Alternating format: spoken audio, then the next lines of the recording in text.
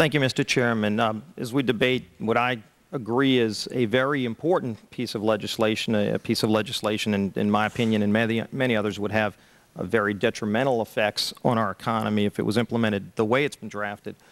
We've been trying to get a quantifiable grasp on the cost of this bill, how much it would actually cost American families, how many jobs would be created and lost. And number one, on the science side, we've had very divergent views. We've had dozens of experts come over the last few days and testify, giving very different opinions on the science. On the economics of it, we have not had the same kind of divergence. In fact, most economists and experts that have testified on the cost acknowledge, in fact, I'll refer to President Obama's own budget that was just passed 2 weeks ago. If you go to page 119 of the President's budget, he's anticipating generating $646 billion in new tax revenue from this bill. So clearly the President expects this bill to generate $646 billion in new taxes that even his own budget director has said would be passed on to consumers. Congressman, you began by denying that there is a consensus on the science. There is a consensus on the science. Well, you mustn't have been listening to our testimony that we've had for the last few days with dozens of experts that have come in who have given completely different views. Well, I would encourage you to go back and look at the testimony this committee's heard. There are people who still believe that the moon landing was staged on a movie lot in Arizona. And neither of us are one of those. And I know you like giving those cute anecdotes. This is not a cutesy issue. We're talking about something that can export millions of jobs out of our economy, out of our country, and testimony's been given just to those numbers. And so we're talking about a serious consequence that there would be on this country and the carbon leakage that would occur where the carbon would be emitted, but it would be emitted in China and India, and the jobs would go to China and India. And that's been testified before this committee in the last few days as well. So we can testify about the actual cost. Do you want to talk about the cost? Man-made global warming pollution causes global warming. That's not a cutesy issue. It's not an open issue.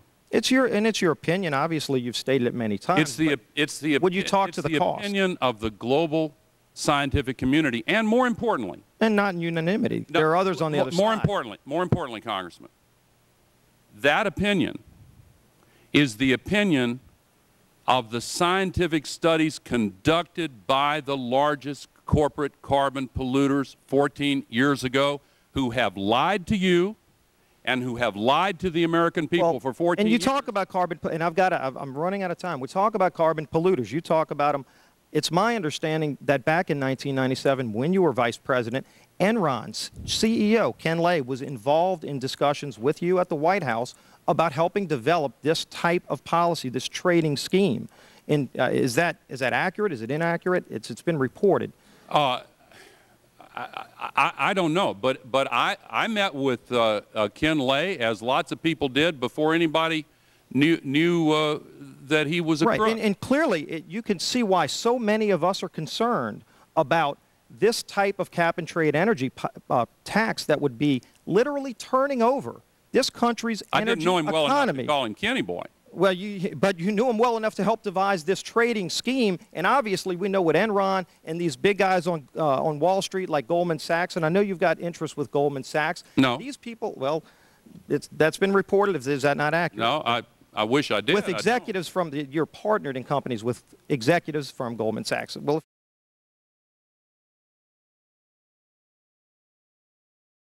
with executives from you're partnered in companies with executives from Goldman Sachs. Well, if you're not, either way, Enron clearly had an interest in doing this when they were around. We saw what they did.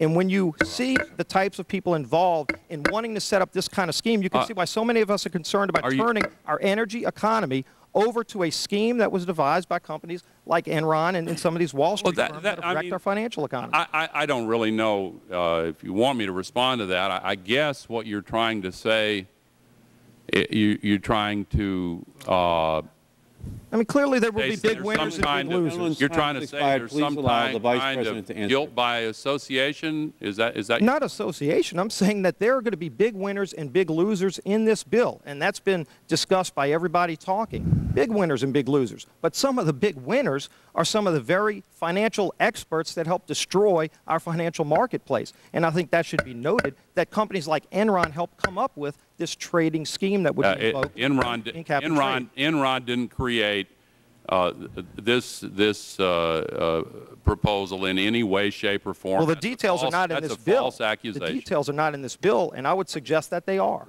For the record, the proposal that we're considering has had the CEO of General Electric, of Alcoa, of Rio Tinto, of corporations across the country who have testified in conjunction with major environmental groups. That is the proposal that we are considering.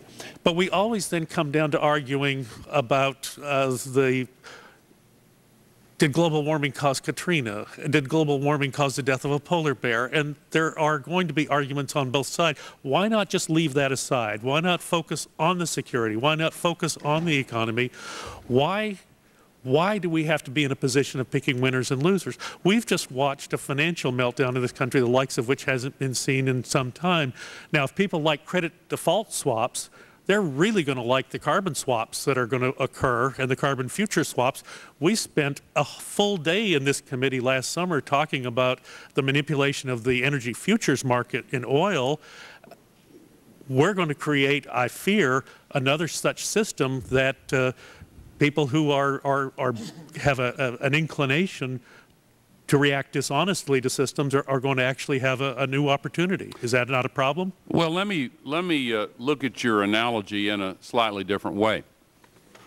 There were warnings that the credit default swaps and the subprime mortgages and the other activities that caused the financial crisis were going to bring us ruin if we didn't address them, and nothing was done about it. If I could finish my answer. There are warnings now of a far worse catastrophe, and they're coming from a unified IPCC representing the global scientific community, and if nothing were to be done about it, the results would be far worse. Now, let's look at the subprime mortgages. I remember the days when you made a down payment and proved you could make the monthly payments. And we were told the risk was washed away by securitizing them and lumping them together, and that assumption collapsed. We now have several $1 trillion of subprime carbon assets whose value is based on an assumption that it's perfectly okay to put 70 million tons of that pollution up there every 24 hours. So the reason, in answering your first question, is why can't we ignore it? Because it's the biggest crisis we've ever faced. And no one who's come before this committee from a scientific basis can show us the smoking gun that mankind is causing this to happen. You can create relationships between the number of sunspots and the partisan makeup of the Senate. Anything can be proven if you're willing to take the time to have the numbers. Let me just go to another point, because it was a terribly important... Could I respond to that? No, I need to make this point. Dr. Apt, who was with us yesterday, and he said it so eloquently, that we have to focus on reducing carbon dioxide rather than trying to pick winners and losers in this. If we will focus on what is the reasonable thing to do, whether we want to focus on security, whether we want to focus on the economy, or we can spend a lot more time arguing about the science of climate change. When we construct this bill, and Senator Warner said it so well, when we construct this bill, we have to have the flexibility that we give people credit for doing the energy efficiency things that we want them to do. We give people credit for creating the newer technologies that we want them to do, rather than us pick every jot and tittle of winners and losers in the bill, which is unfortunately the draft that we have in front of us.